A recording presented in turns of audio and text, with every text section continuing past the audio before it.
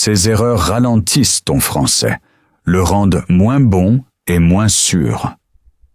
Pourtant, presque tous les débutants les font sans le remarquer.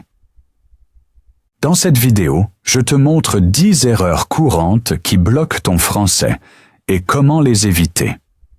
Reste jusqu'à la fin, car la dernière erreur est encore faite par beaucoup d'apprenants avancés.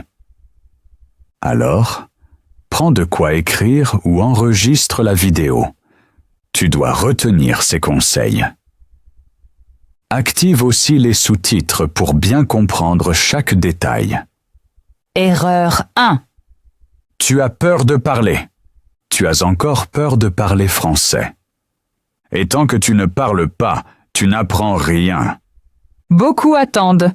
Ils pensent « je ne suis pas prêt » ou « Je parlerai quand je serai meilleur. » Mais c'est une erreur, parce que ce moment où tu te sens vraiment prêt n'arrive souvent jamais. Et tant que tu ne parles pas, tu ne progresses pas. Parler n'est pas le but final. Parler est le chemin.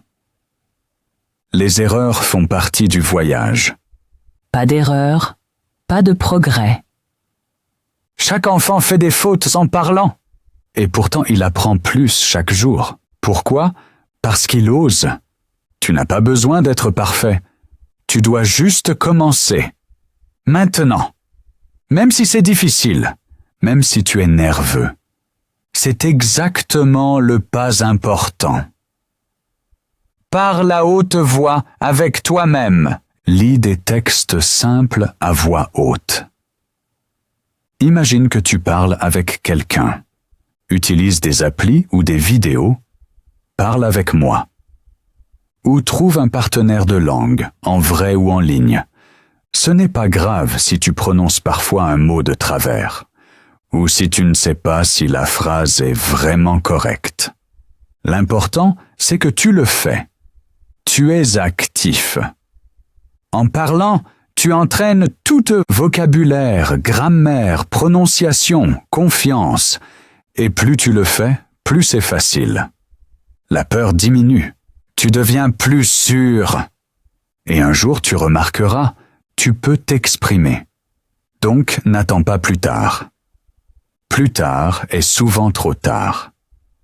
Commence maintenant, avec de petites phrases, avec de courtes conversations. Avec du courage. Car celui qui parle tôt apprend plus vite, et celui qui parle gagne. Erreur 2. Tu apprends la grammaire. Tu penses que la grammaire est la chose la plus importante pour apprendre le français? Beaucoup le croient. Alors ils passent des heures sur des tableaux, des cas, des exceptions. Ils veulent tout comprendre avant de dire un seul mot. Mais c'est justement l'erreur. On n'apprend pas une langue comme ça. La grammaire n'est pas un but. Elle est seulement un outil. Oui, tu en as besoin, mais pas parfaitement. Pas tout de suite. Tu n'as pas à connaître chaque règle avant de parler. Imagine que tu veux faire du vélo.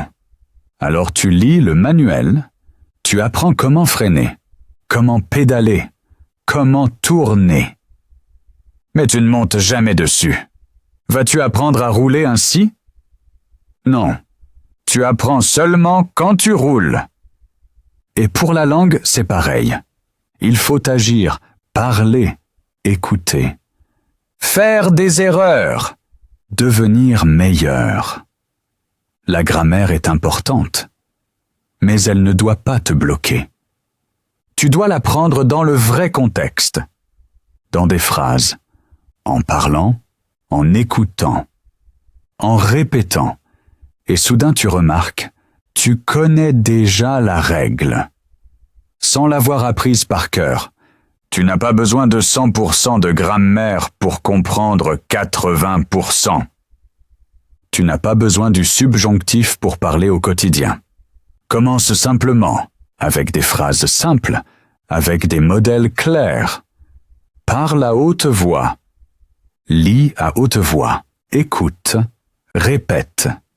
Si tu as besoin d'une règle, vérifie-la. Mais ne laisse pas la grammaire contrôler ton apprentissage. La grammaire est un outil, pas la route. Celui qui ne connaît que les règles réussit les tests. Celui qui parle comprend les gens. Et il est compris. C'est ça le but. Pas parfait, mais authentique. Erreur 3. Tu répètes trop peu. Tu oublies des mots quand tu parles français? Beaucoup d'apprenants connaissent ce problème. Tu apprends un nouveau mot, tu le comprends, et la conversation suivante, il a disparu. C'est tout à fait normal. Ton cerveau retient seulement ce qu'il voit, entend et utilise souvent. Une fois ne suffit pas. 2 fois non plus. Pour vraiment fixer le vocabulaire, tu dois le répéter. Encore et encore. Et de façon active. Pas seulement lire, pas seulement cocher une case, mais le dire à voix haute, l'écrire, l'utiliser dans des phrases. Ton but n'est pas seulement de savoir ce que le mot signifie. Tu veux pouvoir l'employer tout de suite en conversation sans réfléchir. Et c'est la répétition qui te donne ça. Répéter n'est pas un signe de faiblesse. C'est le chemin vers la sécurité, vers la vraie pratique de langue.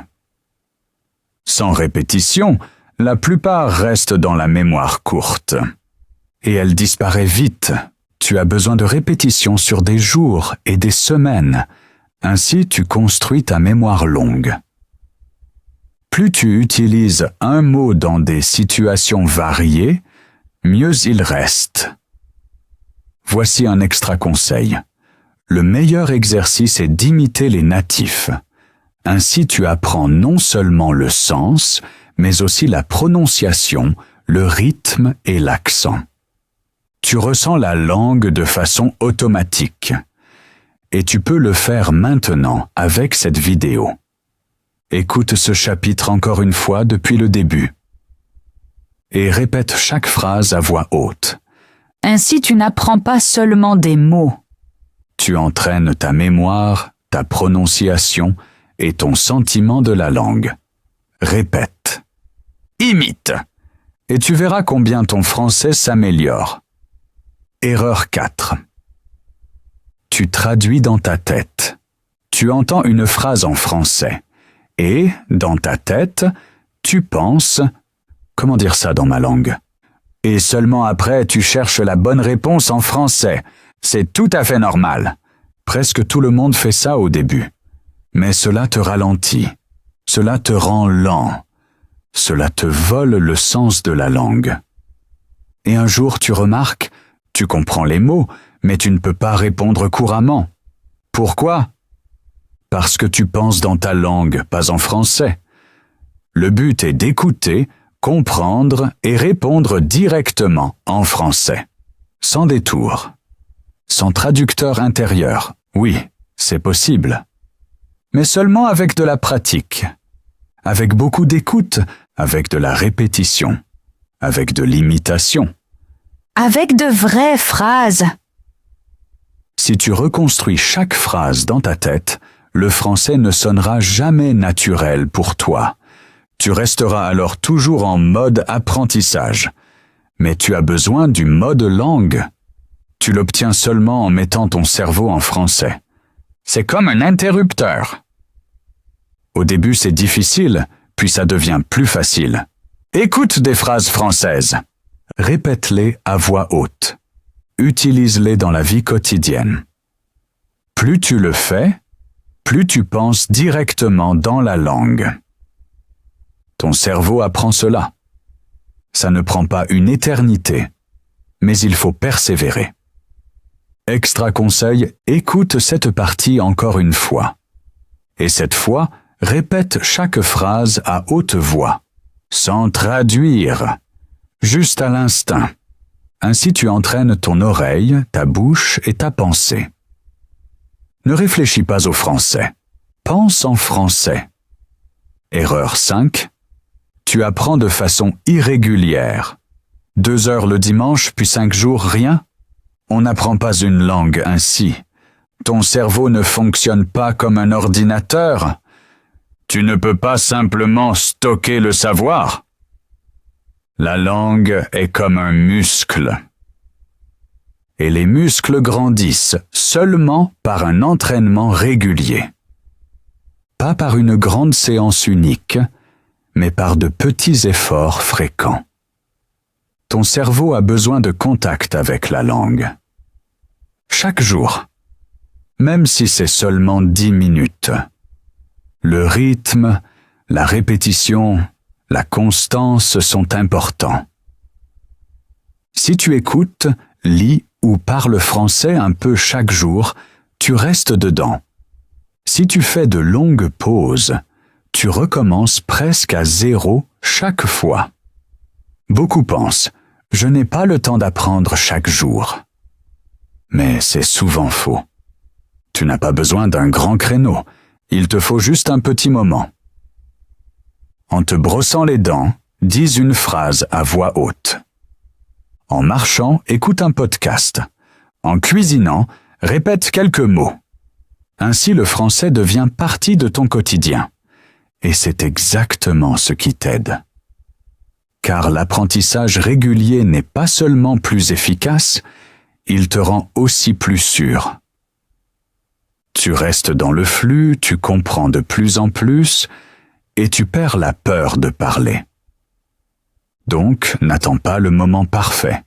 Ce n'est pas la durée qui compte, mais la régularité.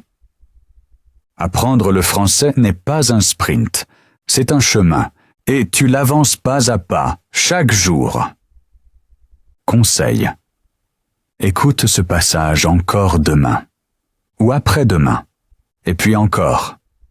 Plus tu touches la langue, plus elle reste dans ta tête. C'est simple. Erreur 6. Tu attends la motivation. Tu es assis et tu te dis « Aujourd'hui, je n'ai pas envie ». Tu espères que la motivation viendra demain, que tu seras alors prêt. Mais ça ne marche pas ainsi. La motivation n'est pas le départ. La motivation est le résultat. Elle vient quand tu commences. Quand tu fais quelque chose. Quand tu fais un petit pas. C'est exactement pareil pour le français. Tu n'as pas besoin d'être super motivé chaque jour. Tu dois juste commencer.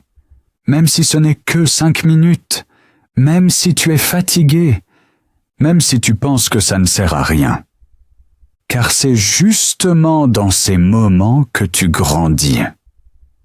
Plus tu apprends quand même, plus ton rythme devient fort. Et soudain tu remarques, tu veux continuer. Tu comprends un nouveau mot. Tu dis une phrase. Tu fais un petit progrès. Et ce moment est agréable. C'est ça la motivation. Elle naît du mouvement, pas de l'attente. Alors célèbre les petits pas. Note ce que tu as appris aujourd'hui. Utilise tout de suite les nouveaux mots dans la vie. Dis une phrase que tu ne connaissais pas hier. Chacune de ces choses est un succès. Même s'il est petit.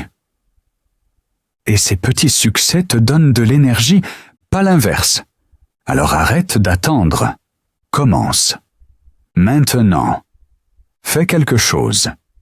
Dis quelque chose. Apprends quelque chose. Et le reste viendra tout seul. La motivation n'est pas la clé qui ouvre tout.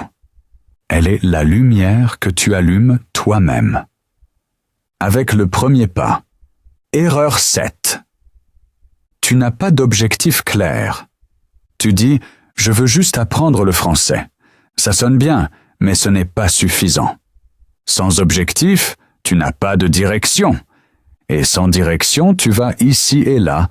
Tu apprends un peu de grammaire, quelques mots, tu regardes peut-être une vidéo, mais rien ne reste vraiment. Tu deviens impatient parce que tu ne sais pas vers quoi tu avances. Et c'est exactement le problème. Ton cerveau a besoin d'une raison pour persévérer. Un objectif te donne le focus. Il montre ce qui est important et ce qui ne l'est pas. Tu veux étudier en France? Alors tu as besoin d'autres mots que quelqu'un qui veut juste commander en vacances. Tu veux mieux communiquer au travail? Alors tu apprendras différemment de quelqu'un qui veut comprendre des séries françaises. L'objectif décide du chemin. Avec un objectif clair, tu apprends plus motivé, plus concentré et beaucoup plus efficacement. Ton objectif n'a pas besoin d'être énorme. Un objectif simple suffit. Par exemple, je veux pouvoir tenir une courte conversation dans 3 mois, ou je ne veux plus être nerveux au téléphone. L'important est que cela compte pour toi et que tu saches pourquoi tu apprends. Alors, demande-toi, que veux-tu vraiment? Puis écris-le. Lis-le chaque jour. Et souviens-toi, sans objectif, tu restes immobile. Avec un objectif, tu avances pas à pas. Celui qui sait où il va reste sur le chemin. Erreur 8. Tu n'utilises le français que pendant l'étude. Beaucoup apprennent le français en cours, dans un livre ou une appli, mais seulement là. Dès que la leçon finit, ils pensent, parlent et écrivent de nouveau dans leur langue. Ainsi, le français reste un devoir, pas une partie de ton quotidien. Mais la langue est vivante. Et si tu ne l'emploies pas dans ta vie, elle reste étrangère. Tu as besoin du français non seulement pendant l'étude, mais dans la vraie vie. Mets ton téléphone en français. Regarde des séries avec sous-titres. Écris tes listes de courses en français. Parle tout seul. Saisis chaque petite occasion. Ainsi, le français deviendra peu à peu ta langue. Erreur 9. Tu as peur de vraiment progresser. Beaucoup d'apprenants connaissent ce sentiment. Tu apprends le français, tu comprends beaucoup, tu te débrouilles, mais au fond, tu as peur d'avancer. Pourquoi? Parce que tu vois alors tout ce que tu ne sais pas encore. Tu as peur du moment où tu essayes quelque chose de nouveau et deviens soudain incertain. Peur de te mesurer aux natifs. Peur de voir la taille réelle de la langue. Et cette peur te retient. Beaucoup d'apprenants intermédiaires restent à ce stade. Ils peuvent les phrases du quotidien, ils comprennent des séries, ils font les courses et pensent « ça va ». Mais dès qu'il s'agit de sujets difficiles, de loisirs, de travail, de sentiments ou d'opinions, les mots manquent. Et c'est la raison pour laquelle tu n'avances pas. Tu restes dans ta zone de confort. Tu dis toujours les mêmes phrases. Tu utilises toujours les mêmes mots. Et à un moment, tu stagnes. Mais si tu veux vraiment parler couramment, tu dois pouvoir parler de tout. De ton travail, de tes loisirs, de ta vie, de tes intérêts, du monde. Les natifs font ainsi. Ils ne parlent pas seulement d'un café au café ou de la météo. Ils parlent de ce qui compte pour eux. Et tu dois faire pareil. Commence à élargir ton vocabulaire dans les domaines qui appartiennent à ta vraie vie. Si tu aimes le foot, apprends les mots pour ça. Si tu cuisines, apprends les termes dont tu as besoin. Si tu travailles dans l'informatique, apprends les termes français de ton secteur. Si tu voyages souvent, apprends le vocabulaire utile à l'étranger. Et surtout, n'aie pas peur de voir ce que tu ne sais pas encore. Ce n'est pas un recul, c'est un signal où tu peux grandir. C'est là que commence ton prochain progrès. Chaque natif possède un grand vocabulaire parce qu'il connaît beaucoup de sujets. Fais la même chose. Élargis tes sujets. Élargis tes mots. Élargis ton monde. Et soudain tu remarqueras, Tu sembles plus sûr. Tu sembles plus naturel. Tu sembles plus proche d'un natif.